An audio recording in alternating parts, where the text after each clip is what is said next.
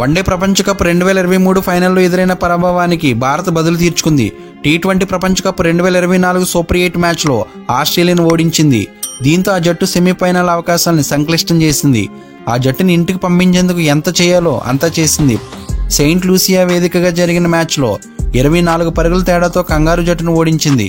దీంతో గ్రూప్ 1లో అగ్రస్థానంలో సగర్వంగా సెమీఫైనల్లోకి అడుగుపెట్టింది.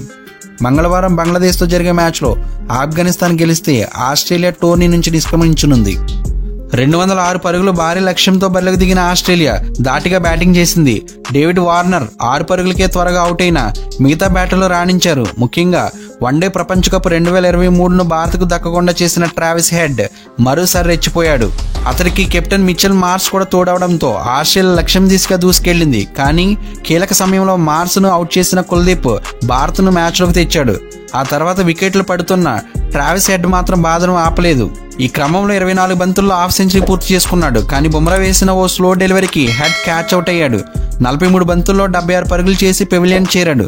మార్కస్ స్టోయినిస్ 2 పరుగులు, టీమ్ డేవిడ్ 15 పరుగులు, మాథ్యూ వేడ్ 1 పరుగుతో త్వరగా అవుట్ కావడంతో భారత్ విజయం ఖాయమైంది. చివరకు ఆస్ట్రేలియా నిర్ణీత 20 ఓవర్లో 7 వికెట్ల నష్టానికి 181 పరుగులకే పరిమితమైంది. అంతకుముందు టాస్ ఓడి బ్యాటింగ్ చేసిన భారత్ నిర్ణీత 20 ఓవర్లో 5 వికెట్ల నష్టానికి 205 పరుగులు చేసింది. టీ20 ప్రపంచ కప్ 2024లో ఇప్పటి వరకు మోస్తరు ప్రదర్శన చేసిన కెప్టెన్ రోహిత్ శర్మ ఈ మ్యాచ్లో రెచ్చిపోయి ఆడాడు. బౌలర్ ఎవరన్నది చూడకుండా బాదనమే పనిగా పెట్టుకున్నాడు.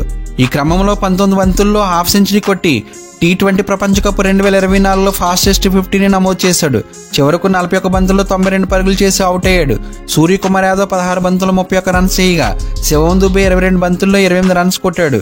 హార్దిక్ పాండ్యా 17 రన్స్తో తలా ఓ చేయి వేయడంతో భారత్ భారీ స్కోర్ చేసింది. ఈ ఫలితంతో భారత్ గ్రూప్ 1 నుంచి అగ్రస్థానంలో సెమీఫైనల్ చేరింది. సెమీఫైనల్లో ఇంగ్లాండ్తో భారత్ తలపడనుంది. మంగళవారం జరిగే మ్యాచ్లో బంగ్లాదేశ్ను ఓడిస్తే ఆఫ్ఘనిస్తాన్ కూడా సెమీఫైనల్ చేరనుంది. అప్పుడు ఆస్ట్రేలియా టోర్నీ నుంచి నిష్క్రమిస్తుంది. ఫ్రెండ్స్, ఈ వీడియో మీకు నచ్చితే లైక్ చేయండి, మీ ఫ్రెండ్స్ అండ్ ఫ్యామిలీ మెంబర్స్కి షేర్ చేయండి.